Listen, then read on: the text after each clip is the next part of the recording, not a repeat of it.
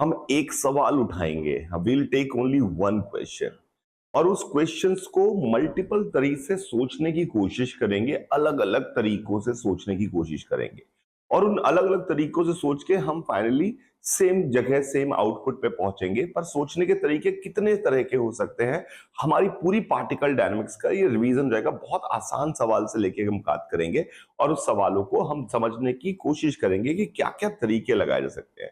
इससे आपको पूरे दिमाग में इसी एक सवाल से आपके दिमाग में हर संभव तरीके आपके दिमाग में बैठे रहेंगे। तो let's investigate this question, is a very very important question.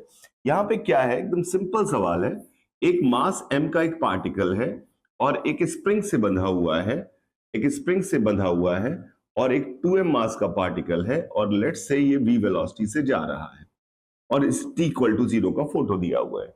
इस t इक्वल टू 0 के फोटो को देने के बाद वो मुझसे पूछ रहा है कि फाइंड आउट मैक्सिमम इलोंगेशन निकालिए या पार्टिकल्स के मोशन को डिस्कस करिए। जनरली ये सवाल आता है मैक्सिमम इलोंगेशन निकालिए, स्टैंडर्ड सवाल है। तो अब हम इसको सोचने की कोशिश करेंगे, अलग तरह तरह के तरीकों से सोचने की कोशिश करेंगे। अलग अलग लोग होंगे जिनको कितनी नॉलेज है उसके हिसाब से वो सवाल को सॉल्व करने की कोशिश कर रहे हैं। तो this is what you have to learn. आपको ये चीज लर्न करनी पड़ेगी कि समझना पड़ेगा कि कैसे आप इन सवालों को ढंग से अप्लाई कर सकते हैं। प्लीज ध्यान से देखिएगा। तो इसमें पूछा गया मैक्सिमम इलोंगेशन कितना होगा। तो सबसे पहले मैं एक वो आदमी बनता हूं जिसको सिर्फ न्यूटन्स लॉ का बेसिक पता है, फोर्स वोर्स निकालने आते हैं और मैथ्स उसकी ठीक है और उसको कुछ भी नहीं आता, ये सारी चीजें नहीं पती। कैलकुलस पता है उसको और पता है कि फोर्स F बराबर ma होता है ऑन एनी पार्टिकल, F बराबर ma होता है ऑन एनी पार्टिकल। तो उसने क्या किया, माना किसी समय ये वाला पार्टिकल यहां आ गया है और ये अपनी जगह से x1 चला है, उसने कुछ भी नहीं समझा, और ये वाला पार्टिकल यहां आ गया है और इसने अपनी जगह से x2 डिस्टेंस चली हुई है, x2 डिस्टेंस चली हुई है और इनके बीच की ये जो स्प्रिंग है वो इस तरह की है और लेट्स से इसके पास कोई वेलोसिटी जो है वो v1 आ गई है और इसके पास वेलोसिटी जो है वो v2 आ गई है। v1 आ गई है और v2 आ गई है। तो इस केस में इनके बीच का जो इलोंगेशन होगा, इलोंगेशन जो होगा वो कह रहा है, इलोंगेशन जो है वो कह रहा है कि इलोंगेशन की वैल्यू जो होगी वो x2 माइनस x1 होगी। I hope it is clear. Elongation की वैल्यू x2 माइनस x1 होगी। इसको कुछ भी रॉकेट साइंस नहीं आती कि क्या बराबर हो जाएगी वेलोसिटी, ये सब ड्रामे जो आपने किया उससे। इलोंगेशन के बीच का x2 माइनस x1 है। हमें चाहिए मैक्सिमम इलोंगेशन। तो उसने कहा मैक्सिमम इलोंगेशन तब होगा जब इसका डेरिवेटिव 0 होगा। मैक्सिमम इलोंगेशन इसका तब होगा जब इसका डेरिवेटिव 0 होगा, ये उसने कहा है। उसने कहा कि कंडीशन हमें चाहिए मैक्सिमम इलोंगेशन की। तो मैक्सिमम इलोंगेशन की कंडीशन चाहिए, वो ये कह रहा है, इसको कुछ भी नहीं आता। मैक्सिमम इलोंगेशन कह रहा है तब होगा जब इसका डेरिवेटिव 0 होगा, इंप्लाइज v2 माइनस v1 की वैल्यू 0 होगी, यानी कि वेलोसिटी दोनों की बराबर होगी। तब हमारे पास मैक्सिमम इलोंगेशन होने वाला है। इसकी वेलोसिटी को मैं v1 बोल देता हूं और इसकी वेलोसिटी को v2 बोल देता हूं क्योंकि मैंने x2 माना है यहाँ पे। तो v1 और v2, तो उसने इस तरह से सोचा, इसने कुछ भी ज्यादा विजुलाइज नहीं किया। उसने कहा I believe in Newton's law and I believe in my mathematics, nothing more than that. तो उसने कहा कि इसका इलोंगेशन x2 है, इसका x1 है। तो उसने ये इक्वेशन लिखी, इलोंगेशन की वैल्यू होगी x2 माइनस x1 और मैक्सिमम इलोंगेशन तब होगा जब v2 माइनस v1 0 होगा, यानी कि उसका डेरिवेटिव 0 होगा। इसने कैलकुलस इस्तेमाल की और बोला कि दोनों की वेलोसिटीज बराबर होंगी तो मैक्सिमम इलोंगेशन होगा। This is how he thought of. इसके बारे में इसने कैसे सोचा, ये पहला मेथड है, इसको समझने की कोशिश करते हैं। इसने कहा कि मैक्सिमम वेलोसिटी ये होगी। सोचने के तरीके, हर पॉइंट पर सोचने का तरीका नया होगा उसका, ये नहीं कि एकदम नया होगा, आपने नहीं सोचा होगा, उस आदमी का दूसरे वाले से मैच नहीं कर रहा है, ये इसने सोचा। अब इसने कहा कि भैया इसको ऊपर जो फोर्स लग रहा है वो पीछे की तरफ लग रहा है, इसके ऊपर जो फोर्स लग रहा है वो पीछे की तरफ लग रहा है। तो इसने इसके ऊपर लिखा माइनस के पीछे की तरफ फोर्स लग रहा है, माइनस के x2 माइनस x1, माइनस के x2 माइनस x1, ये इसने लिखा माइनस के x2 minus x1 is equal to, इसके ऊपर जो फोर्स लग रहा था, is equal to 2m d2 x2 by dt2। ये इसने लिखा 2m d2 x2 by dt2। Please check करिए, इसने इक्वेशन लिखी और इसने इस ब्लॉक के लिए जब इक्वेशन लिखी तो इस पर फोर्स आगे की तरफ लग रहा है, that is k x2 minus x1, k x2 minus x1 यहां पे इसने लिखा k x2 माइनस x1, जो ये फोर्स लिखा इसने, ये इसके ऊपर आगे की तरफ लग रहा है, इसलिए that is equal to m d2 x1 by dt2 by dt2। इन दो इक्वेशन को जब उसने लिखा तो इसने कहा कि let's subtract these two equation so that will, because ये इंप्लिसिट इक्वेशन है, x2 x1 दोनों ही आ रहे हैं दोनों इक्वेशन में, it is not explicit differential equations की अलग अलग सॉल्व की जा सके। तो उसने कहा क्यों ना मैं घटा देता हूं इनको। घटा देने से इसके पास आया, घटाया जब इसने हमारे पास, तो इसके पास आया -2k x2 minus x2 minus x1 is equal to -2k x2 minus x1। ये हमारे पास आया, इसके पास इसने क्या किया कि ये जो हमारे पास आया, अभी इसने घटाया होगा तो दिक्कत हो जाएगी, क्योंकि उससे हमारे पास उधर 2m और इधर m है। पहले इसने 2m का भाग दिया और इसने इसका m का भाग दिया, पहले इसने इसको 2m और m का भाग दिया फिर घटाया, 2m और m का भाग दिया फिर घटाया, तो घटाया तो हमारे पास आ गया x2 माइनस x1 तो बाहर आ गया, x2 माइनस x1 बाहर आ गया, पहले इसमें 2m का भाग दिया, इसमें m का भाग दिया, फिर घटाया, तो इसकी मैथ्स ठीक है, इस बंदे की मैथ्स ठीक है। तो इसने घटाया जब इसको, तो x2 माइनस x1 बाहर आ गया, ब्रैकेट में बचा minus k by two M is equal to d2 by dt2 x2 minus x1। ये इसके पास इक्वेशन आ गई। तो इसके पास अब इक्वेशन सिंगल वेरिएबल में आ गई, which is x2 minus x1। Let's say x2 minus x1 is equal to y, let's say x2 minus x1 equal to y, तो इसके पास इक्वेशन आ गई d2y by dt2 is equal to minus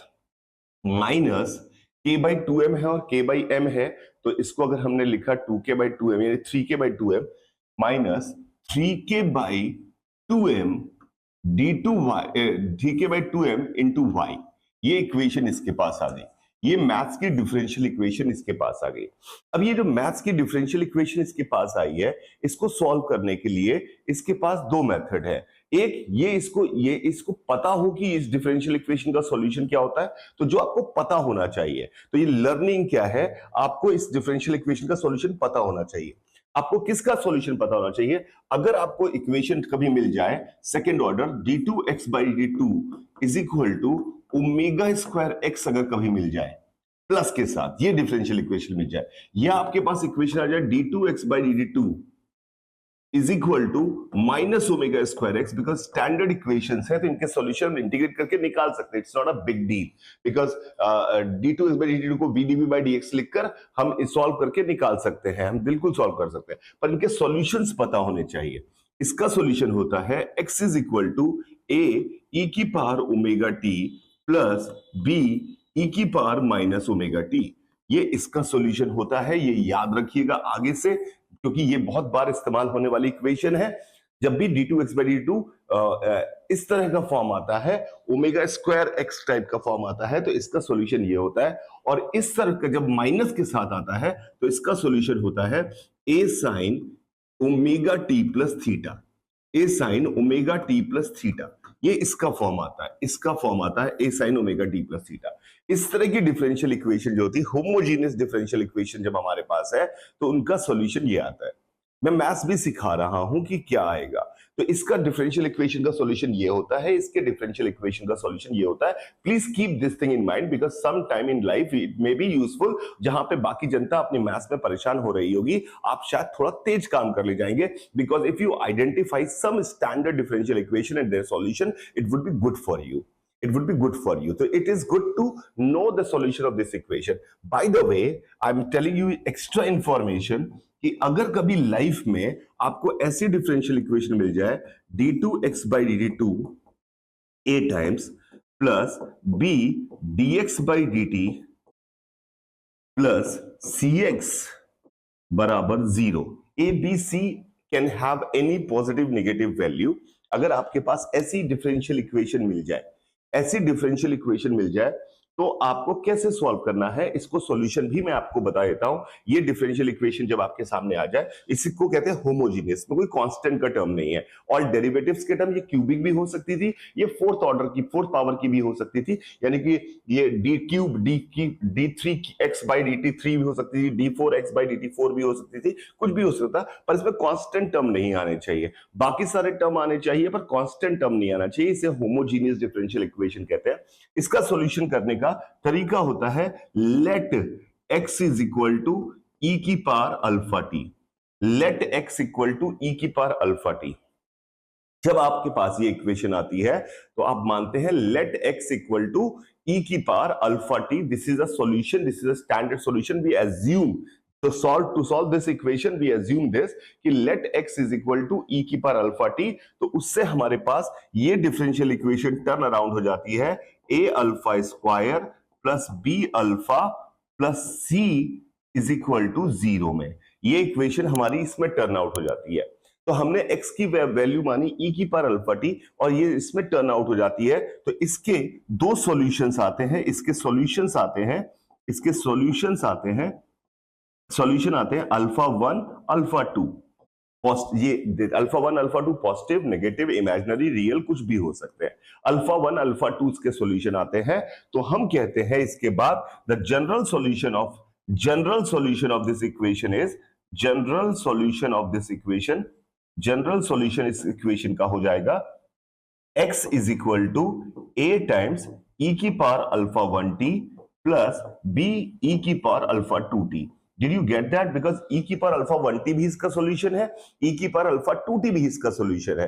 तो क्योंकि e की power alpha 1t डालोगे x की जगह तो सेटिस्फाई करेगा, e की पावर अल्फा 2t डालोगे तो भी सेटिस्फाई करेगा, क्योंकि e की पावर अल्फा t से ही सॉल्यूशन आया था। अब ये जब सेटिस्फाई करेंगे तो एक कांस्टेंट का मल्टीप्लाई कर देंगे तो भी वो सेटिस्फाई करेगा। तो ये इनके कॉम्बिनेशन भी सेटिस्फाई करेंगे, यानी इसका जनरल सॉल्यूशन ये हो जाता है। जब ये डिफरेंशियल इक्वेशन हमारे सामने आती है तो this become the general solution of this differential equation, जो आप इस्तेमाल कर सकते हैं कभी भी आपको ऐसी डिफरेंशियल इक्वेशन दिखाई दे तो। ये इसका जनरल सॉल्यूशन हो गया, अल्फा 1 अल्फा 2 के रूट्स हो गए। तो ये एक मेथड है मैथ्स का, जो आपको पता होगा तो चीजें आपके लिए काफी आसान हो जाएंगी। आई होप ये बात समझ में आई। तो उस बच्चे ने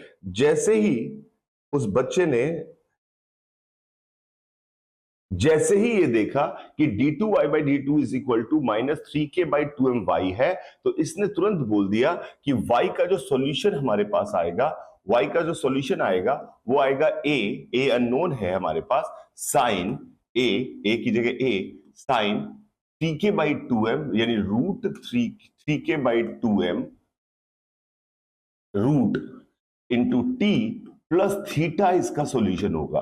जैसे इसने बोला कि इसका सॉल्यूशन ये होगा a sine root 3k/2m into T plus theta इसका सॉल्यूशन होगा। अब हमने बोला a और थीटा क्या है, तो उसने कहा a और थीटा निकालने के लिए उसका सोचने का तरीका है, उसने कहा कंडीशन देखते हैं। तो t इक्वल टू 0 पर y की वैल्यू 0 है, x2 माइनस x1 की वैल्यू 0 है, बिकॉज x2 भी 0 है और x1 भी 0 है। तो उसने कहा हमें दो अननोन्स है, दो इंटीग्रेशन कांस्टेंट है, सेकंड ऑर्डर डिफरेंशियल इक्वेशन में दो ही कांस्टेंट आएंगे। तो उसने कहा a और थीटा दो इंटीग्रेशन कांस्टेंट है, तो दो कंडीशन लगानी पड़ेगी। तो पहली कंडीशन लगाई उसने t इक्वल टू 0 पे y equal to 0, t equal to 0 पे y इक्वल टू 0। इससे हमारे पास आ गया थीटा की वैल्यू 0 आ गई, इससे हमारे पास थीटा की वैल्यू 0 आ गई। t इक्वल टू 0 पे y इक्वल टू 0 आ गया, इससे हमने थीटा की वैल्यू 0 आ गई। और y हमारा था क्या, x2 माइनस x1 को y माना था, तो उसका अगर वेलोसिटी निकाले तो उसका डेरिवेटिव निकाले तो x2 माइनस x1 आया। अब x2 माइनस x1 का डेरिवेटिव करेंगे तो v2 माइनस v1 आया। t इक्वल टू 0 पे v1 0 था और v2 दिया हुआ था v सवाल में, v दिया था। तो उसके बाद दूसरी कंडीशन आई t इक्वल टू 0 पर dy बाई dt की वैल्यू v के बराबर है, dy बाई dt की वैल्यू v के बराबर है, dy बाई dt की वैल्यू v के बराबर है।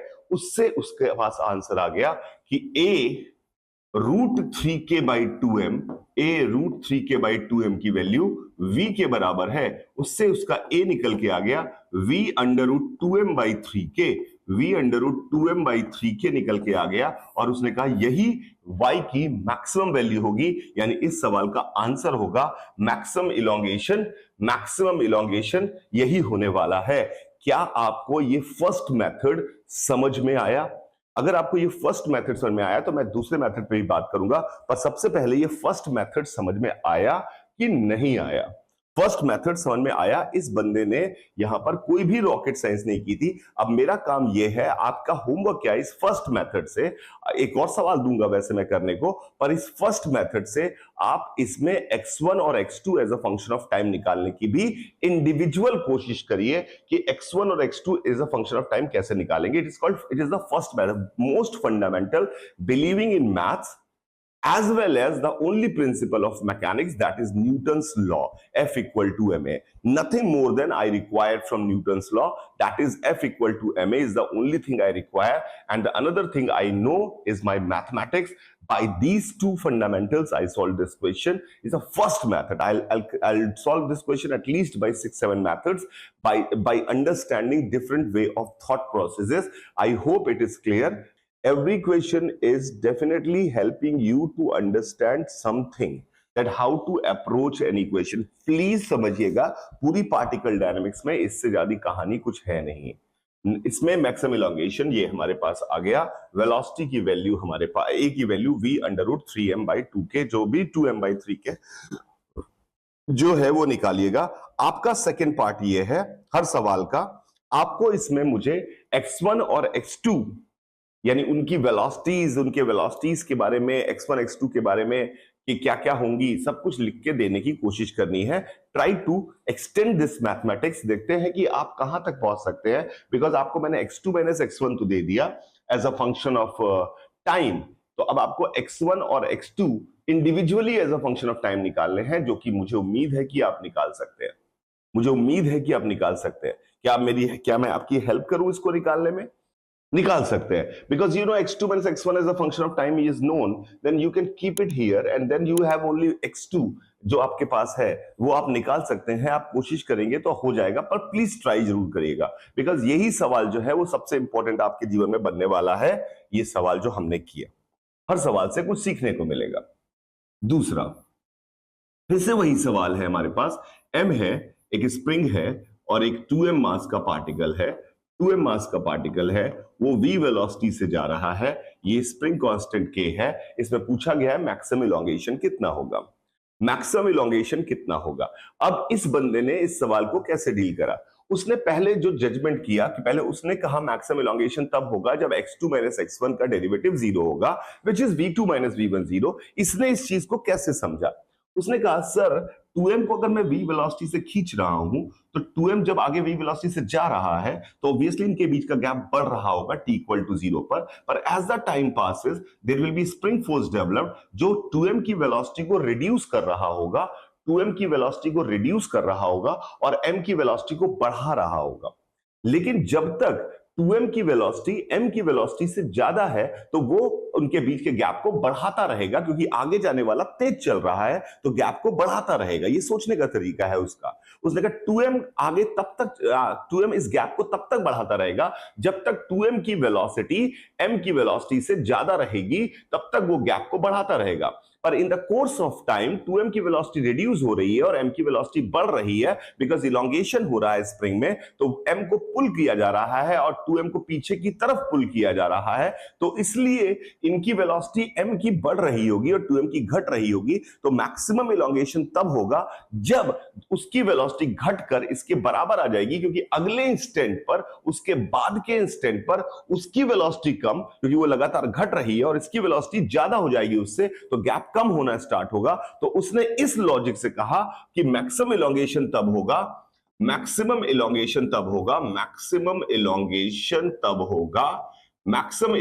तब होगा जब दोनों की वेलोसिटीज बराबर हो जाएंगी। इसका थॉट प्रोसेस भी समझ में आना चाहिए। इसने कहा मैक्सिमम इलोंगेशन तब होगा, और इसने जो मेथड से सॉल्व किया, इसने कहा कि सर मान लिया मैक्सिमम इलोंगेशन जब होगा तो मेरे पास इलोंगेशन जो हो रहा होगा वो उसी उसी जगह पे पहुंचा, ये जनरल जगह पे नहीं पहुंचा। उसने कहा उसी जगह पे बात करते हैं, मैक्सिमम एलोंगेशन x हो गया होगा और इसकी वेलोसिटी अगर v1 है तो इसकी वेलोसिटी भी v1 हो गई होगी, क्योंकि ये हमने जजमेंट किया है। तो इसने क्या कहा, इसके थॉट प्रोसेस में इसने सीधे अपने फाइनल उस जगह पे पहुंचा जहां पे उसको एनालाइज करना था। पिछले सवाल में वो जनरल जगह पे एनालाइज किया और फाइनली उसको पता है कि क्या पहुंचना है, ये पता है। उसने जनरल जगह पे पूरे मोशन को देखते हुए एनालाइज किया था। इसने सीधे छलांग लगाई और वहां पहुंचा कि जो फाइनल फोटो है उसने वो बनाई। Did you understand the difference? उस बंदे ने, जब भी हम न्यूटन्स लॉ लगाते हैं तो हम जनरल जगह पे जाके न्यूटन्स लॉ लगाना चाहिए। अगर हम न्यूटन्स लॉ से वेलोसिटी, टाइम, वाइम को एनालाइज करना चाहते हैं तो न्यूटन्स लॉ जनरल जगह पे लगाना चाहिए। लेकिन अगर आपने सीधे, आपको इंटरेस्ट है फाइनल जगह पे पहुंचने का, तो उस केस में फाइनल जगह पे आप सीधे जब पहुंच रहे होते हैं, आपको सीधे फाइनल जगह पे पहुंचना है, तो वहां पे results of Newton second law है जिसको इस्तेमाल करना चाहिए, जिसको एक का नाम है momentum conservation principle, if applicable. Momentum conservation principle, momentum conservation principle, ये एक तरीका है, एक पॉइंट है। और दूसरा है पार्टिकल डायनामिक्स में वर्क एनर्जी थ्योरम। जब भी स्पीड का जिक्र होगा किसी जगह पर तो वर्क एनर्जी थ्योरम, जब भी आप सीधे फाइनल जगह को इन्वेस्टिगेट कर रहे हैं, इनिशियल और फाइनल रास्ते की चीजों को इन्वेस्टिगेट नहीं कर रहे हैं, तो आपको ये कंजर्वेशन प्रिंसिपल और वर्क एनर्जी से सोचना पड़ेगा। तो उसने कहा कि मैंने इस पूरे को सिस्टम माना, इस पूरे को सिस्टम माना। मैंने कहा फिर? उसने कहा इस पूरे को सिस्टम अगर मैं मान रहा हूं तो इस पर कोई बाहरी फोर्स नहीं लग रहा है। यानी आपका सिस्टम आपका चॉइस होता है। फर्स्ट ऑफ ऑल आपके दिमाग में ये होना चाहिए मैं सिस्टम किसे मान रहा हूं। तो इसने इस पूरे को सिस्टम माना, तो उसने कहा पूरे को सिस्टम मानते ही इसने कहा कि इस पूरे सिस्टम पे एक्सटर्नल फोर्स नहीं लग रहा है। अगर पूरे को सिस्टम मानते हुए एक्सटर्नल फोर्स नहीं लग रहा है तो उसने कहा कि सिस्टम अगर मैंने पूरे को माना है और इस पे एक्सटर्नल फोर्स नहीं लग रहा है, तो हम यहां पर ये कह सकते हैं, तो हम यहां पे कह सकते हैं कि मोमेंटम कंजर्व होगा। तो उसने क्या किया, 0 + 2mv इज इक्वल टू, उसने लिखा 2mv1 + mv1, पूरे सिस्टम का मोमेंटम प्रॉपरली लिखा। उससे उसके पास v1 की वैल्यू 2v/3 आ गई, v1 की वैल्यू 2v/3 आ गई। पर हमें तो निकालना x है, हमें तो निकालना x है। तो अब x निकालने के लिए उसने कहा कि मैं वर्क एनर्जी थ्योरम लगाऊंगा। किस पर? पूरे सिस्टम पे वर्क एनर्जी थ्योरम लगाऊंगा। यहां पर एक बहुत इंपॉर्टेंट बात है कि टू पार्टिकल सिस्टम जब आप डील कर रहे हो तो कभी भी कोशिश मत करिए वर्क एनर्जी थ्योरम किसी एक पे लगाने की, otherwise it would be very difficult for you. Otherwise it would be very difficult for you कि वर्क एनर्जी थ्योरम एक पे लगाए। तो लगा सकते हैं, मैं उसको भी एनालाइज करूंगा, लेकिन आपको हर पहलू से गुजरा हुआ होना चाहिए। तो अब इसने क्या किया, v1 इक्वल टू, पहली इक्वेशन आ गई। अब इसके पास अगला थॉट प्रोसेस था कि मैं वर्क एनर्जी थ्योरम लगाऊंगा पूरे सिस्टम पे। वर्क एनर्जी थ्योरम पूरे सिस्टम पे, वर्क एनर्जी थ्योरम पूरे सिस्टम पे लगाऊंगा। प्लीज देखिएगा हर बात को, ऑन सिस्टम, सिस्टम पे वर्क एनर्जी थ्योरम लगाएंगे। तो वर्क एनर्जी थ्योरम जब ये सिस्टम पे लगाने जा रहा है तो ये क्या कह रहा है कि work done bye all the forces weather it is external, because work energy theorem does not differentiate between external and internal. External and internal पे नहीं बात करती। वर्क एनर्जी थ्योरम कहती है कि वर्क एनर्जी थ्योरम में वर्क सारे forces का लेना चाहिए, जितने भी फोर्सेस इन्वॉल्व हैं, वेदर इट इज एक्सटर्नल और internal, nothing to worry about. Work energy theorem में सारे फोर्सेस को लेना चाहिए और वो कहती है सारे फोर्सेस का work done is equal to change in kinetic energy. ये सिंपल सी बात वो कहती है, which is nothing but an extension of Newton second law, उसी से आया है। पर इसने इसको इस तरह से सोचा, तो उसने यहां पर इसको लिखा कि भैया पूरे सिस्टम पे सिर्फ एक ही फोर्स काम कर रहा है, स्प्रिंग फोर्स। तो स्प्रिंग फोर्स का वर्क डन यानी कि वो आया हमारे पास हाफ के एक्स इनिशियल स्क्वायर यानी 0 स्क्वायर माइनस एक्स स्क्वायर, ये होता है वर्क डन बाय स्प्रिंग का फॉर्मूला। हाफ के एक्स आई स्क्वायर माइनस हाफ के एक्स एफ स्क्वायर, तो हाफ के एक्स आई square minus k x F square लगाया इज इक्वल टू डेल्टा के इज इक्वल टू यानी कि half 2mv square 2mv1 square plus half mv1 square minus half 2mv square. ये इसने लिखा तो इससे इसके पास इक्वेशन आई minus k x square is equal to 3mv1 square minus 2mv square.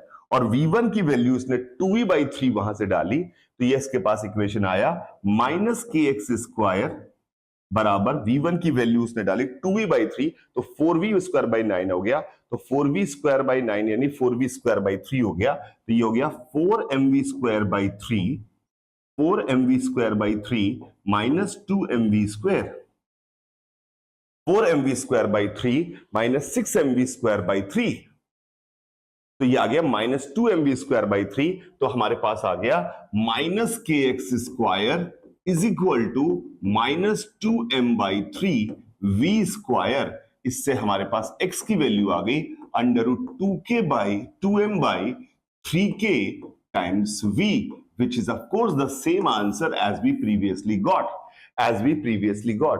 इसने यहां पर क्या किया, मोमेंटम कंजर्वेशन और वर्क एनर्जी थ्योरम लगाई, मोमेंटम कंजर्वेशन और वर्क एनर्जी थ्योरम लगाई।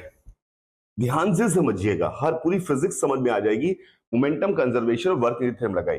अब किसी ने कहा कि सर मोमेंटम कंजर्वेशन तो ठीक है, मोमेंटम कंजर्वेशन तो ठीक है, ये मैं समझ गया मोमेंटम कंजर्वेशन, पर work energy theorem single particle पे लगाए तो क्या दिक्कत है। मैंने कल लगाने की कोशिश करते हैं, तो work energy theorem on single particle, इस बार वो वर्क एनर्जी थ्योरम लगा रहा है, लेकिन वर्क एनर्जी थ्योरम वो कह रहा है कि मैं सिंगल पार्टिकल पे लगाऊंगा। वर्क एनर्जी थ्योरम वो कह रहा है कि वो सिंगल पार्टिकल पे लगाएगा, सिंगल पार्टिकल पे। तो सिंगल पार्टिकल पे वर्क एनर्जी थ्योरम जब वो लगाने जा रहा है सिंगल पार्टिकल पे, तो वो कह रहा है work done by spring particle पे जैसे 2m पे लगाता है, तो 2m की इनिशियली वेलोसिटी v थी, इनिशियली, और 2m की फाइनल वेलोसिटी जो थी वो 2v/3 थी, जो कि हमने निकाली थी। तो उसने इस पे कहा वर्क एनर्जी थ्योरम लगाने के लिए, तो उसने लिखा वर्क डन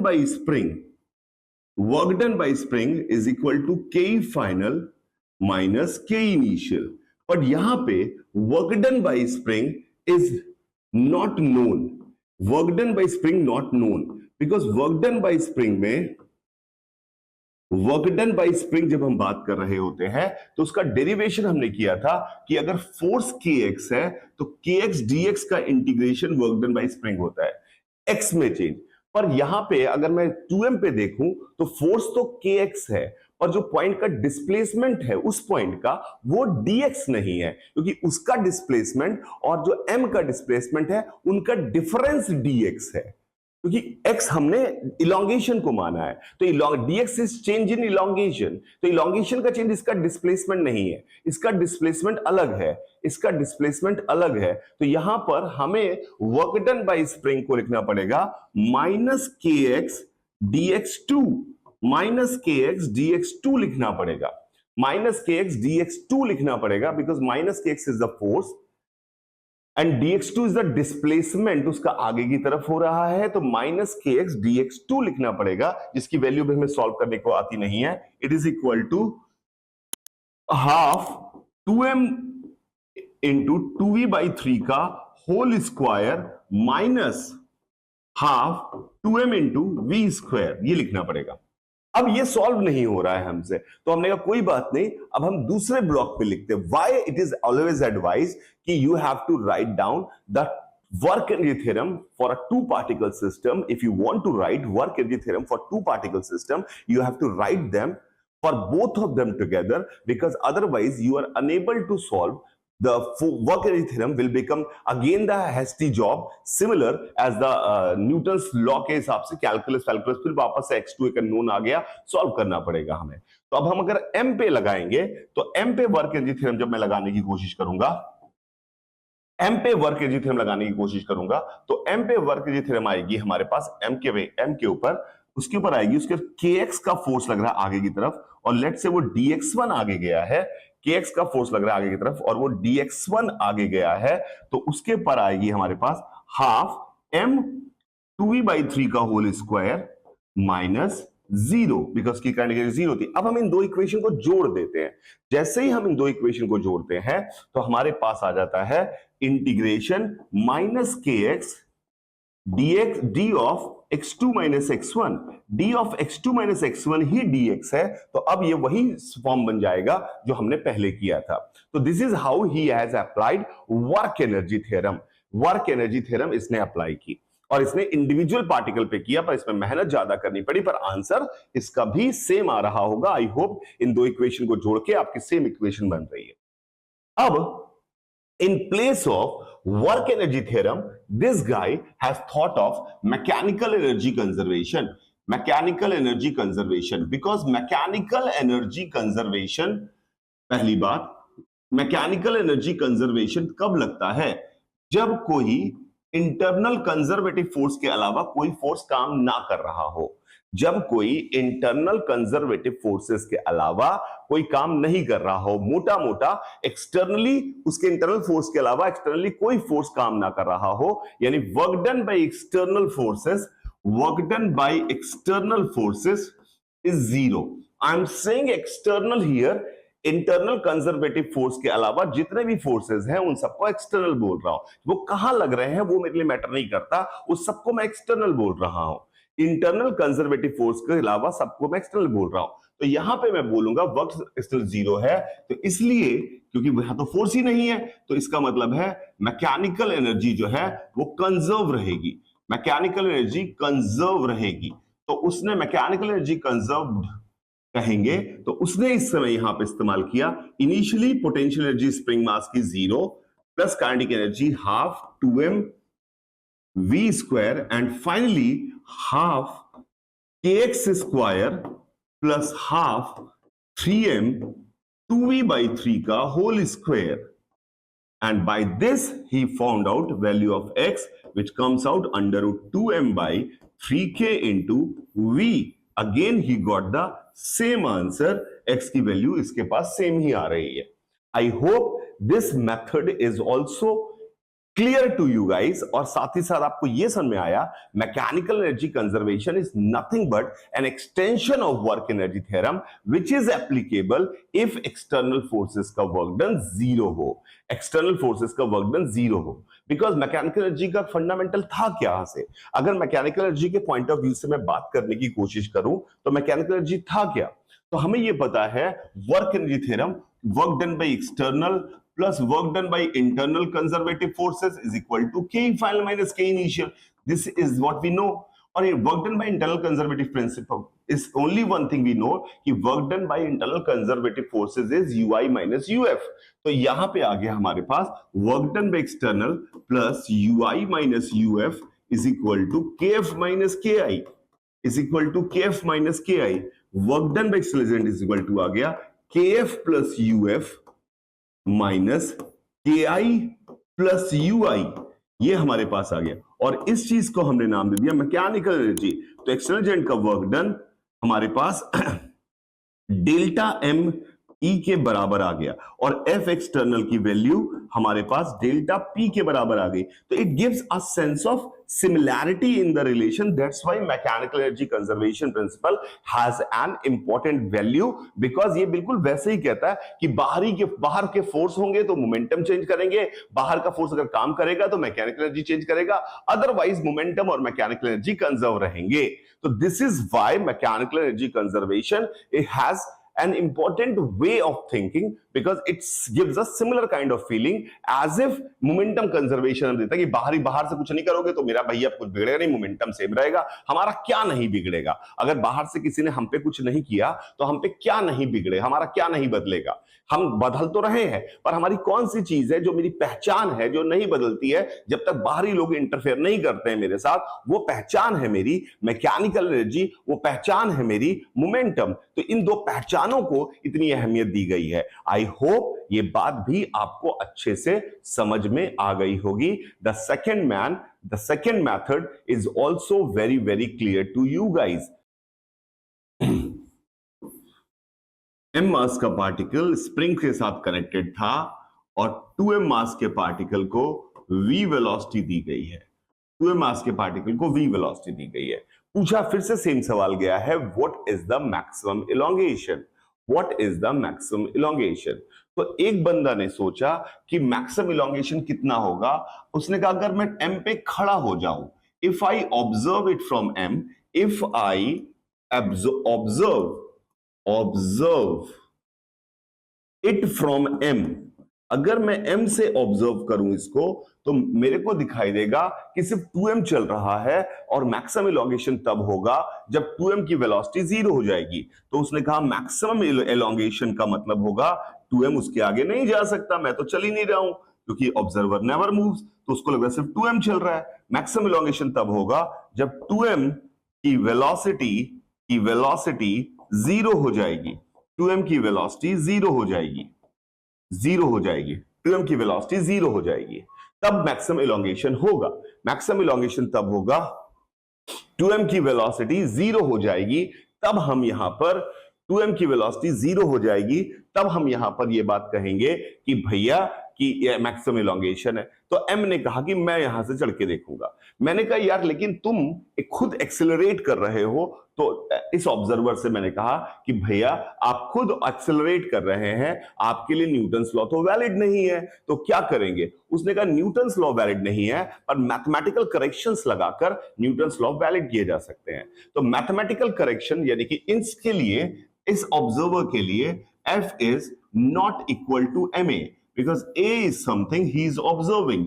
इसको जस्टिफिकेशन करना है, a ऑब्जर्वेशन है, इसको जस्टिफाई करना है। तो f इक्वल टू, देखिए a is the effect, effect we observe, we always observe effect. कोई चीज चल रही है, दिखती है, पुश होता है कोई चीज, कोई कह रहा पुश किया हुआ है, जब तक उसका इफेक्ट ना दिखे हमें पता नहीं चलता कि क्या हो रहा है। मान लो किसी आदमी के बहुत दर्द हो रहा है और वो चुपचाप ऐसे खड़ा है, तो आपको उसके दर्द का एहसास नहीं होगा, इफेक्ट दिखना चाहिए, इफेक्ट दिखना चाहिए। इफेक्ट इज समथिंग वी सी, और हम कुछ नहीं देख पाते, हम उसको एक्सप्लेन करते हैं कि ये कॉज रहा होगा। तो एक्सेलरेशन इज द ऑब्जर्वेशन और f is not equal to ma, then how will I justify. तो जस्टिफाई करने का एक तरीका हमने पढ़ा था जिसे कहते हैं सूडो फोर्स या करेक्शन टर्म। तो हम कहते हैं कि यहां से f प्लस c बराबर ma लगाइए तो आपका काम चल जाएगा। तो ये हमने सोचा f प्लस सी बराबर ma लगाइए तो काम चल जाएगा, यानी सूडो फोर्स लगाना पड़ेगा। तो अगर हमें यह पता है कि किसी भी मूवमेंट पे अगर हम बात करें, तो इस सवाल में अगर ये किसी भी मूवमेंट पर ये इलोंगेशन x है, तो इसके ऊपर v फोर्स लग रहा है, तो हमारे इस ऑब्जर्वर के पास एक्सीलरेशन होगा k बाई m, एक्सीलरेशन इसके पास होगा k बाई m, ये इसका एक्सेलरेशन होगा। तो जब इसका एक्सेलरेशन a की वैल्यू k बाई m होगी, तो इसके ऊपर अगर मैं fbd बनाने की कोशिश करूं, तो इस पे एक रियल फोर्स तो लग ही रहा है विच इज kx, साथ में एक सूडो फोर्स भी लग रहा होगा which is mass of object, यानी 2m into k by m, kx by m, sorry 2m into kx by m का सूडो फोर्स भी लग रहा होगा। यानी इसके ऊपर जो इधर की तरफ नेट फोर्स लग रहा है, अगर इन सब का रिजल्टेंट बनाऊं तो इधर की तरफ नेट फोर्स जो लग रहा है वो लग रहा है 3kx। यानी अब इस सवाल में हमारा एक सिंगल पार्टिकल सिस्टम है, उसके बैकवर्ड 3k फोर्स लग रहा है, 3k फोर्स लग रहा है। तो अब ये सिंगल पार्टिकल सिस्टम, अब आप चाहे तो फर्स्ट मेथड या सेकंड मेथड दोनों से इस्तेमाल करके सॉल्व कर सकते हैं, बिकॉज अब हमें यह पता है कि सिंगल पार्टिकल का सवाल है। चाहे आप वर्क एनर्जी थ्योरम लगा लें, तो आप क्या कहेंगे कि इसके ऊपर 3k का फोर्स लग रहा है, तो मैक्सिमम वेलोसिटी 0 हो जाएगी। तो आपने लिखा, मान लो इलोंगेशन x1 है, तो आपने लिखा half into 3k into x initial square 0 minus answer square final elongation is equal to k final which is 0 minus k initial which is half 2m v square. इससे हमारे पास आंसर की value आ जाएगी under root 2m by 3k into v। Again we got the correct answer by application of pseudo force. हमने pseudo force लगाया और pseudo force के हिसाब से सॉल्व किया। या फिर आप चाहे तो फर्स्ट मेथड से भी प्रोसीड आगे कर सकते थे, आगे जाकर भी प्रोसीड करने के फर्स्ट मेथड कि नेट फोर्स इस पे 3kx लग रहा है, तो आप लिख सकते थे minus 3kx is equal to mv dv by dx, mv dv by dx, और फिर x को इधर ले जाके इंटीग्रेट करते और वेलोसिटी की वैल्यू v से 0, x की वैल्यू 0 से आंसर लिखते तो भी आ जाता, बिकॉज ये फॉर्म से ये फॉर्म वर्क एनर्जी थ्योरम है एक ही बात है। आई होप ये वाला मेथड भी आपको क्लियर हो गया होगा, जिसमें हमने एक ऑब्जर्वर पे खड़े होकर एक ब्लॉक पे खड़े होकर दूसरे ब्लॉक को देखा और हमने इसमें कॉन्सेप्ट ऑफ सूडो फोर्स लगाया। सूडो फोर्स के कॉन्सेप्ट से हमारा सवाल आसानी से सॉल्व हो गया, क्योंकि हमें पता है कि न्यूटन्स लॉ वैलिड हो गया, तो न्यूटन्स लॉ वैलिड है तो फिजिक्स वैलिड है, और हमने पूरा का पूरा सवाल सॉल्व कर लिया। टू पार्टिकल सिस्टम के लिए एक और मेथड है हमारे पास, क्योंकि टू पार्टिकल सिस्टम में हमें क्या पता है, ये मेथड जो है एक न्यू मेथड की बात कर रहे हैं, एक न्यू मेथड की मैं बात कर रहा हूं, इसको भी समझिएगा। न्यू मेथड की बात कर रहा हूं, न्यू मेथड की बात कर रहा हूं, और ये सिर्फ और सिर्फ एप्लीकेबल, इसकी लिमिटेशन है, एप्लीकेबल है ये मेथड, ये मेथड एप्लीकेबल है टू पार्टिकल सिस्टम के लिए, टू पार्टिकल सिस्टम के लिए एप्लीकेबल है, टू पार्टिकल सिस्टम के लिए एप्लीकेबल है, टू पार्टिकल सिस्टम के लिए एप्लीकेबल है। ये मेथड यूनिकली डिफाइंड है फॉर टू पार्टिकल सिस्टम के लिए, यानी कि दो पार्टिकल से ज्यादा का सिस्टम नहीं होना चाहिए, दो बॉडीज का सिस्टम के लिए वैलिड है, और ये एप्लीकेबल है। इसकी कंडीशन क्या है, कब एप्लीकेबल है, किसके लिए है, पहले बोला कंडीशन क्या है इसकी, कि उस पर टू पार्टिकल सिस्टम पे net external force, net F external की वैल्यू 0 होनी चाहिए, ये इसकी कंडीशन है। नेट एफ एक्सटर्नल 0 होना चाहिए, दो कंडीशन सेटिस्फाई हो रही है। अब इसमें करते क्या है, ये क्या है मेथड, इस मेथड का नाम है, name of this method is called reduced mass system, reduced mass इसका नाम है, इस मेथड का नाम है रिड्यूस्ड मास सिस्टम, इसका नाम। तो इसकी कंडीशन पहले क्या है कि it is valid for two particle system only if external force on the system is 0। अब क्या कहता है ये सिस्टम, इसमें हम करते क्या है, वी ऑब्जर्व करते क्या है, we observe one particle from other, वही जैसे पहले किया था वैसे ही करते हैं, from other, we observe one particle from other, we observe one particle from other. अब इसमें नो स्यूडो फोर्स नहीं लगाते हैं, इसमें कोई स्यूडो फोर्स नहीं लगाते हैं, स्यूडो फोर्स नहीं लगाते हैं, स्यूडो फोर्स का भले हम ये दूसरे पार्टिकल से पहले को ऑब्जर्व कर रहे हैं, पर इसमें स्यूडो फोर्स का रिप्रेजेंटेशन नहीं होता है, इस बंदे को स्यूडो फोर्स के बारे में कोई पता नहीं है। तो आपने कहा सर, पर हमें यह पता है कि नॉन इनर्शियल फ्रेम से F is not equal to ma, to correct it ही तो आपने F में एक करेक्शन टर्म जोड़ा था। उसने कहा हमें एक्सप्लेन क्या करना है, हमें A एक्सप्लेन करना है। A एक्सप्लेन करने के लिए मैथमेटिकली एक तरीका मैंने लगाया जिसमें मैंने F को बदल दिया ताकि मैं उस A को एक्सप्लेन कर पाऊं। दूसरा तरीका है मैं M को बदल दूंगा, F को सेम रखूंगा, यानी F तो रियल ही रहेंगे पर M बदल दूंगा और उस M बदलने से हमारा एक्सप्लेनेशन हो जाएगा। तो यानी कि अगर आप टू पार्टिकल सिस्टम में किसी एक पार्टिकल पे खड़े होकर दूसरे पार्टिकल को ऑब्जर्व करना चाहते हैं तो आप उस पर सारे रियल फोर्सेस ही लेंगे, कोई अनरियल फोर्स नहीं लेंगे, कोई सूडो फोर्स नहीं लेंगे, कोई करेक्शन टर्म नहीं लेंगे, but you will replace the mass, आप उसका मास जो है रिप्लेस हो जाएगा, रिप्लेस कर देंगे कि आप ये नहीं मानेंगे वो 2m का है या 3m का है, बाय म्यू, वो रिड्यूस मास से रिप्लेस हो जाएगा, यानी आप उसका मास m1 m2 upon m1 plus m2 मानेंगे, m1 m2 upon m1 plus m2 मानेंगे। ये पूरी कहानी है रिड्यूस मास की। तो रिड्यूस मास सिस्टम जो है वो कब एप्लीकेबल है, it is applicable for two particle system, पहली बात। It is applicable for two particle system, पहली बात। It is applicable only if external force is 0, दूसरी बात। और इसमें हम यहां पर एक पार्टिकल पे खड़े होकर दूसरे को देखते हैं, पर उस पार्टिकल को खड़े होकर जब हम दूसरे को देख रहे होते हैं, प्लीज ध्यान से समझने की कोशिश करिए, एक पार्टिकल पे खड़े होकर दूसरे को देख रहे होते हैं तो उस केस में हम यहां पर उस पार्टिकल पे जिसको देख रहे हैं उस पे फोर्स वही दिखाएंगे जो उस पे लग रहे हैं, रियल फोर्स, कोई स्यूडो फोर्स जैसे करेक्शन टर्म नहीं होगा, पर उसका मास हम जो भी उसका मास है उसको हटाकर म्यू से रिप्लेस करेंगे और हमारा सवाल हो जाएगा। तो अब हमारे पास वही सवाल जो था, ये सवाल क्या था हमारे पास कि इसमें मैक्सिमम इलॉन्गेशन निकालिए।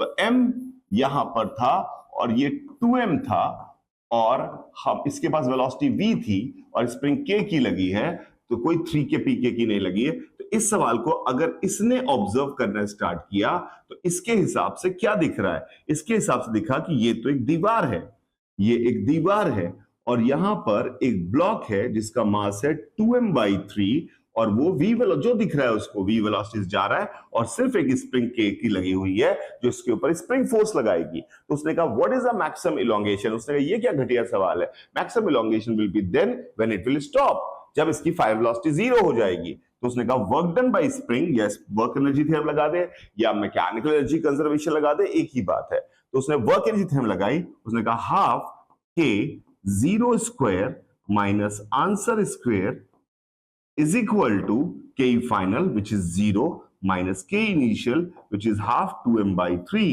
v square। इससे इसका आंसर निकल के आ गया √2m/3k times v is the correct answer of this question। तो this is the concept of pseudo force। ये कॉन्सेप्ट है pseudo force का, ये कॉन्सेप्ट है pseudo force का जो इसने इस्तेमाल किया।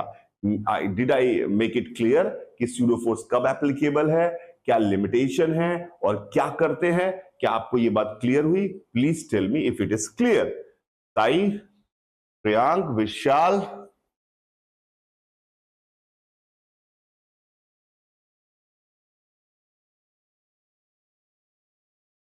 Avinash, Avinesh, Arignapal, please tell me if it is clear. तो ये आपका 2 ब्लॉक सिस्टम को सॉल्व करने का अगला तरीका था। प्लीज आप इनको लर्न करिए, सिर्फ इसमें नहीं, आपके दुनिया में कोई भी सवाल आएगा ना तो यही आपके पास सोचने के तरीके हैं, यही आपके पास सोचने के तरीके हैं।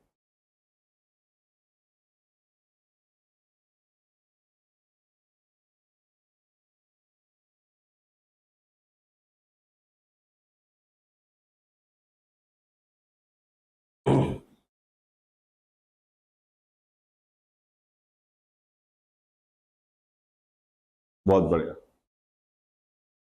Now we'll talk about the next method. We'll talk about the next method. This method is called COM frame method. Center of mass frame method. Center of mass frame method. मैं पहले समझाने की कोशिश करता हूं। Centre of mass frame method क्या है? देखिए सेंटर ऑफ मास जो है, प्लीज ध्यान से समझिएगा। For any system, for any system, for any system, किसी भी सिस्टम में, हम इसको एक बार डिटेल में भी बात करेंगे पर अभी इस सवाल के हिसाब से समझ लेते हैं। फॉर एनी सिस्टम, किसी भी सिस्टम के लिए अगर हम बात करें, we can replace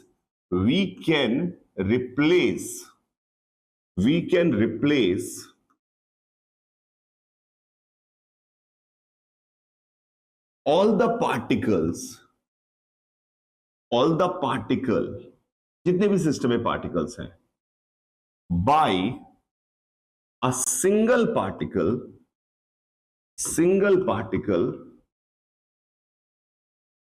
of total mass, single particle of total mass। क्या कह रहा हूं मैं? We can replace all the particles by a single particle of total mass। सारे पार्टिकल को हटाकर टोटल मास का सिंगल पार्टिकल लगा मान सकते हैं। बाई, फॉर किस लिए मान सकते हैं? हो नहीं जाता है कोई भी सिस्टम में अगर मल्टीपल पार्टिकल्स है उनको सिंगल पार्टिकल मानना इज मीनिंगलेस, वो हो नहीं सकता। पर कुछ कामों के लिए मान सकते हैं कि जब हमें ये वाली एनालिसिस करनी है तब हम इसको ऐसा ट्रीट कर सकते हैं। किसके लिए चीज कर सकते हैं? फॉर 2 कामों के लिए। अगर आपको लगाना है F एक्सटर्नल बराबर MA, इसके लिए कर सकते हैं, सिर्फ इस इक्वेशन का इस्तेमाल करने के लिए, इस इक्वेशन के लिए कर सकते हैं। आप कर सकते हैं पूरे सिस्टम का मोमेंटम निकालने के लिए, ACM is equal to MVCM कर सकते हैं। आप पूरे सिस्टम का ये मोमेंटम निकालने के लिए ऐसा कर सकते हैं। आप पॉइंट ऑफ एप्लीकेशन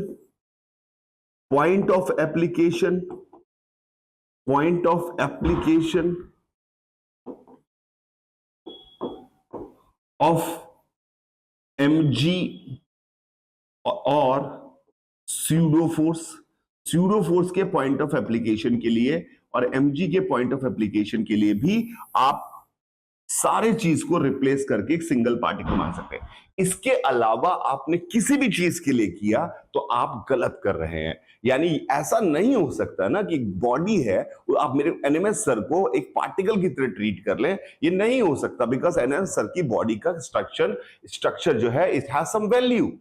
पर कुछ कामों के लिए, कुछ कैलकुलेशंस के लिए ऐसा कर सकते हैं।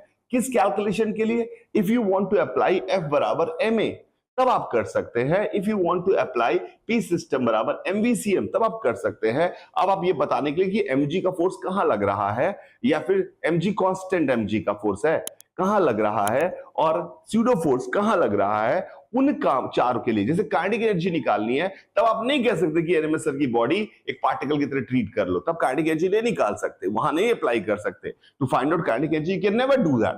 कि kinetic energy of NMS sir is kinetic energy of particle, assumed particle जो कि उनके सेंटर पे रखा हुआ है। और ये जो है, ये जो पार्टिकल है this particle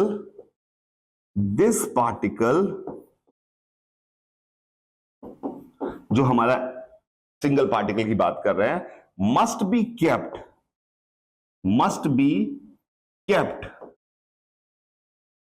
at a specific position पे रखा हुआ मानेंगे इसको, पोजीशन पे रखा हुआ मानेंगे, स्पेसिफिक पोजीशन पे रखा हुआ मानेंगे, and that is centre of मास। ये सेंटर ऑफ मास की परिभाषा है। दैट इज सेंटर ऑफ मास, ये सेंटर ऑफ मास की परिभाषा है। तो सेंटर ऑफ मास किसे कहते हैं समझ में आना चाहिए। पहली बात, सेंटर ऑफ मास कहते किसे है, पहले हम फ्रेम की बात बाद में करेंगे, पर एक बार वापस से मैं सेंटर ऑफ मास शब्द को आपके सामने समझा दूं कि किसे कहते हैं। तो सेंटर ऑफ मास जो है वो हमने कहा कि if you want to apply F external बराबर MACM, if you want to apply P system equal to MVCM and you want to find out कि मैं mg का फोर्स कहां लगता है वो मानूं, ताकि mg का वर्क डन निकालने में हमें आसानी रहे। वर्क डन बाई mg होता है, displacement of point of application चाहिए होता है, तो mg को कहां लगता हो माने, स्यूडो फोर्स कभी लगाना हो वर्क एनर्जी थ्योरम में तो कहां लगाऊं मैं। तो इनके लिए हम यहां पर कर सकते हैं, ये काम यहां पे किया जा सकता है, प्लीज समझने की कोशिश करिए। इसके अलावा इन तीन बातों के अलावा अगर आपने कभी भी कहा कि पूरी बॉडी को एक पार्टिकल मान लो, तो इन तीन के अलावा कहीं भी जगह आपने कहा कि पूरी बॉडी, पूरी सिस्टम ऑफ पार्टिकल्स को सिंगल पार्टिकल मान लो, आप ये मान के चलिएगा कि आप सवाल गलत करने वाले हैं। सिर्फ इन तीन जगहों पर ही सिंगल पार्टिकल को पार्टिकल माना जा सकता है, इन तीन जगहों पर सिंगल पार्टिकल की तरह माना जा सकता है। अब सेंटर ऑफ मास कहां होता है, सेंटर ऑफ मास की पोजीशन निकालने का जो तरीका है वो हमें, पहली बात हमें याद रखिए, जो हमारा सिमेट्रिक ऑब्जेक्ट्स हैं, सिमेट्रिक ऑब्जेक्ट्स के लिए सेंटर ऑफ मास जो है वो ज्योमेट्रिकल सेंटर है। सेंटर ऑफ मास जो है वो कहां होता है, वो ज्योमेट्रिकल सेंटर्स पे होता है, ज्योमेट्रिकल सेंटर पे है, ज्योमेट्रिकल सेंटर पे है।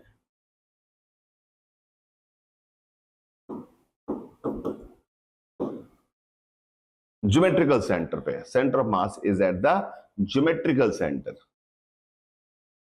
ज्योमेट्रिकल सेंटर पे है। जैसे रॉड के लिए, एक यूनिफॉर्म रॉड के लिए this is the centre of mass, ring के लिए this is the centre of mass, disc के लिए this is the centre of mass, triangle के लिए, ट्रायंगुलर लैमिना के लिए centroid is centre of mass, geometrical centre होता है। ये इनके लिए सिमेट्रिकल सेंटर जो है वही उनका सेंटर ऑफ मास होता है। वैसे सेंटर ऑफ मास निकालने पे हम बात करेंगे एक बार और भी, पर सेंटर ऑफ मास निकालने का तरीका जो होता है वो XCM, अगर एक्स कोऑर्डिनेट निकालना है तो जितने भी पार्टिकल हैं उन सबके मासेस एक्स कोऑर्डिनेट का वेटेड मीन है, ये वेटेड मीन है, sigma mi xi over sigma mi। Similarly y coordinate के लिए YCM, और इसको इंटीग्रेशन के फॉर्म में है, integral x dm over integral dm is the symbolic way of writing center of mass of position. ठीक है, इसमें हम बात करेंगे, पर सेंटर ऑफ मास फ्रेम की बात करते हैं।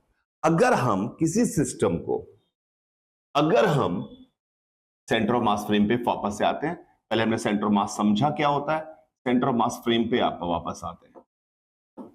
अगर हम if we observe any system of particles from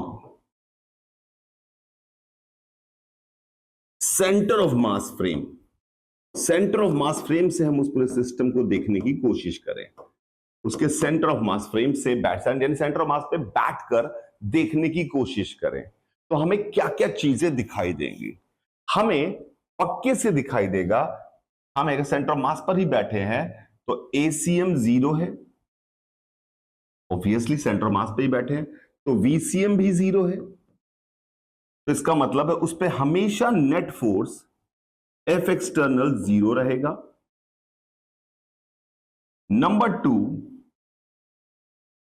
and उसका मोमेंटम पूरे सिस्टम का हमेशा 0 रहेगा।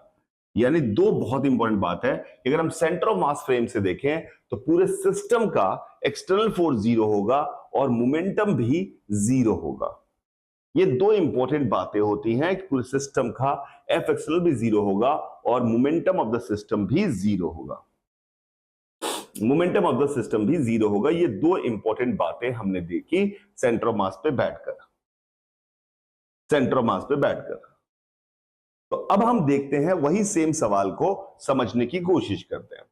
तो अब हमारे पास ये m मास का पार्टिकल था और यहां पर एक स्प्रिंग लगी हुई थी जिसके इधर 2m का पार्टिकल था और इसको v वेलोसिटी दी थी as seen from ground, as seen from ground, as seen from ground. अगर हम देखें तो हमें ये दिख रहा था, एज सीन फ्रॉम ग्राउंड हमें ये दिख रहा था और इसका सेंटर ऑफ मास जो होगा वो यहां कहीं होगा, 2m के पास होगा, वेटेड बीन है क्योंकि, और इसकी वैल्यू लेंथ हो जाएगी इनिशियली ग्राउंड से हमें जो दिख रहा है, ग्राउंड से हमें दिख रहा है कि सेंटर ऑफ मास से ये इस ऑब्जर्वर का नाम O है जो सेंटर ऑफ मास पे खड़ा है, सेंटर ऑफ मास यहां पर ये डिस्टेंस जो होगी वो 2L/3 होगी अगर natural length of the spring ये है, और ये L/3 होगी और ये खुद सेंटर ऑफ मास आगे जा रहा होगा 2V/3 से।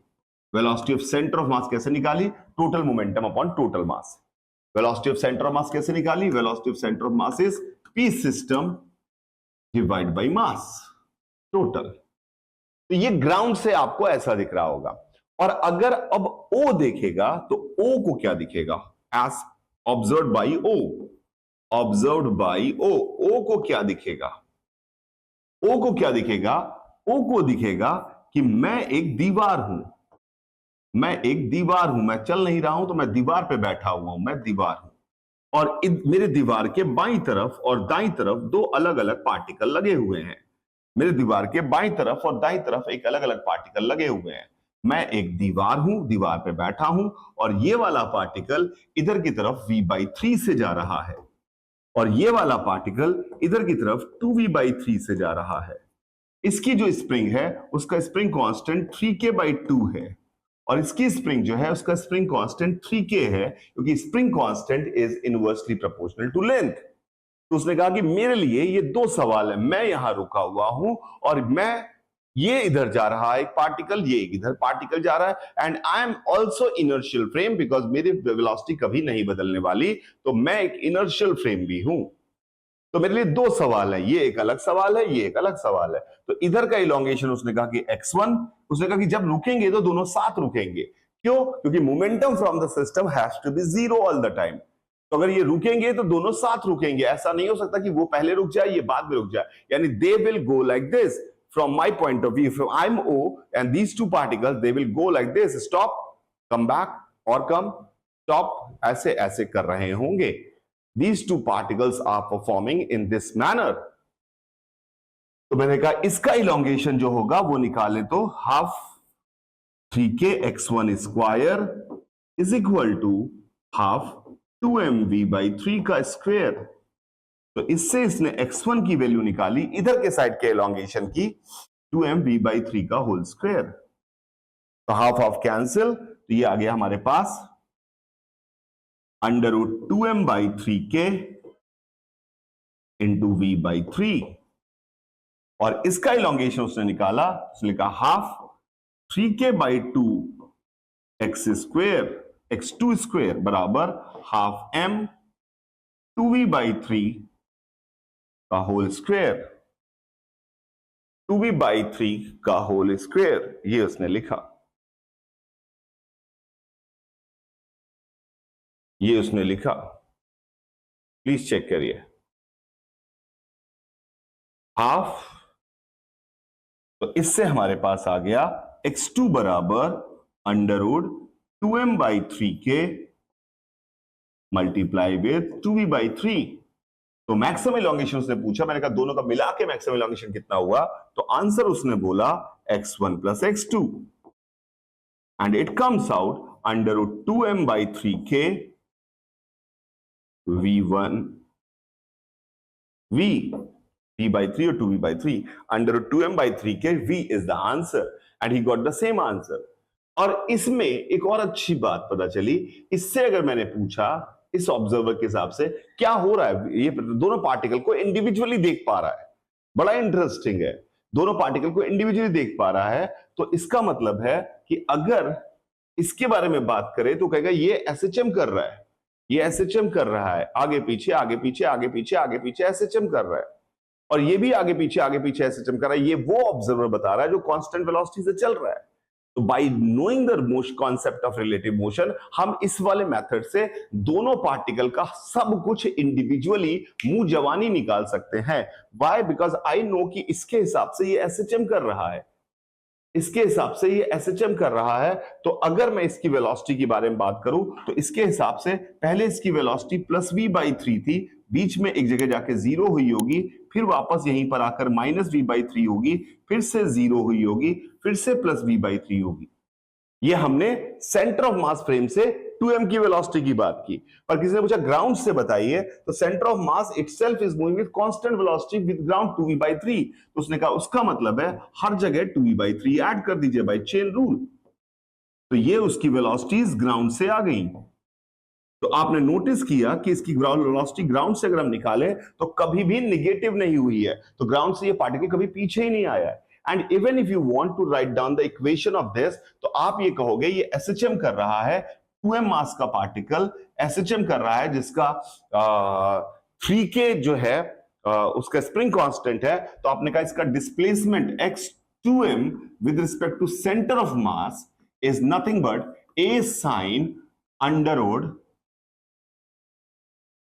3k/2m इंटू t प्लस थीटा, और t और थीटा निकाल पाओगे, और x of centre of mass with respect to ground is nothing but 2v/3 into t।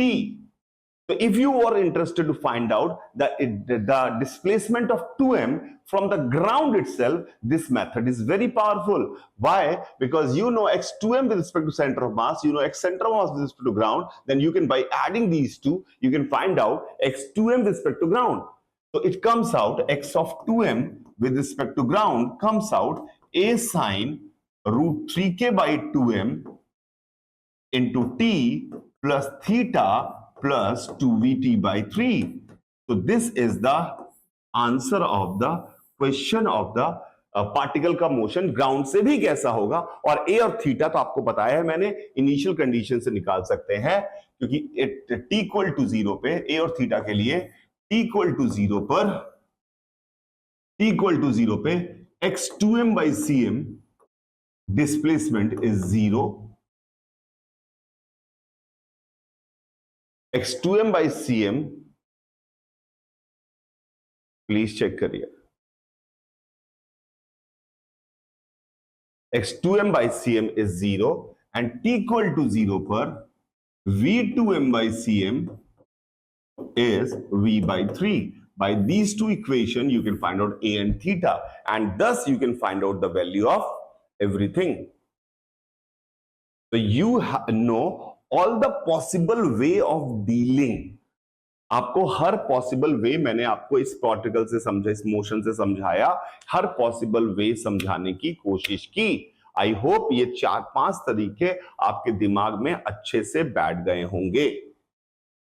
Now what you have to do, you have to solve question completely. जितना हद तक निकाल सकते हैं निकालिए, पर इस सवाल को सॉल्व करने की कोशिश करिए। M और ये एक स्प्रिंग है और ये है आपका 2M और इस पे फोर्स F लग रहा है, इस पे फोर्स F लग रहा है, इस पे फोर्स F लग रहा है। वही मैक्सिमम इलोंगेशन, कौन किसकी क्या, ग्राउंड से सबकी वेलोसिटीज, ग्राउंड से सबके मोशन, सब कुछ निकालना है। M2M यहां पर F फोर्स लग रहा है। मैं इस सवाल को एक मेथड से करने के लिए आपके सामने इन गिवन मेथड में से एक मेथड मैं इस्तेमाल करता हूं, that is centre of mass frame. You have to do it with all the methods. सब कुछ करना है सेंटर ऑफ मास फ्रेम से।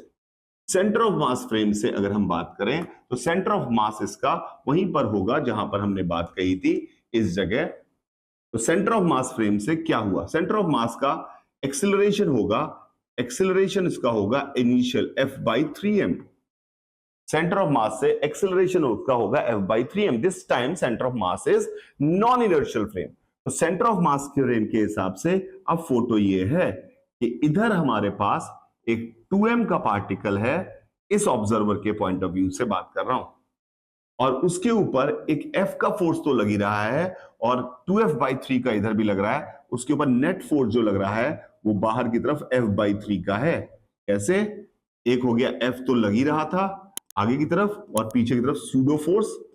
देखो सेंटर ऑफ मास से देख रहे हैं 2m into acceleration of frame यानी F/3m। तो ये इसका सवाल है और इसका स्प्रिंग कांस्टेंट 3K है। और इधर एक अलग सवाल है, इसके ऊपर भी फोर्स F/3 का ही होगा because centre of mass frame से नेट फोर्स 0 होना चाहिए। और इधर इसका मास m है और ये स्प्रिंग 3K/2 की है। तो सेंटर ऑफ मास फ्रेम से जो हमारा ओरिजिनल सवाल था वो इसमें कन्वर्ट हो गया, इसमें कन्वर्ट हो गया। अब ये सवाल एकदम सेपरेट है, ये सवाल एकदम सेपरेट है। जैसे इसमें मैक्सिमम इलोंगेशन निकालने की अगर बात की जाए तो हम कहेंगे मान लो x इलोंगेशन है, तो यहां पे work done by spring which is half into 3K 0 square minus x square, और work done by F/3 plus half F/3, half कहां से F/3 into x, K final 0 K initial 0, K final 0 K initial 0। तो हमारे पास आ गया Fx/3 बराबर 3kx square by 2। तो हमारे पास आ गया x की वैल्यू हमारे पास आ गई 2f/9 यानी कि 2f/9k अंडर रूट 2f/9k। ये मैक्सिमम इलोंगेशन इस तरफ का आ गया। इधर का मैक्सिमम इलोंगेशन निकालेंगे तो आएगा F/3x plus half 3K/2 0 square minus x square बराबर 0। तो हमारे पास आया Fx/3 बराबर 3kx स्क्वायर बाई 4। तो x की वैल्यू हमारे पास आ गई अंडर रूट 4f/9k।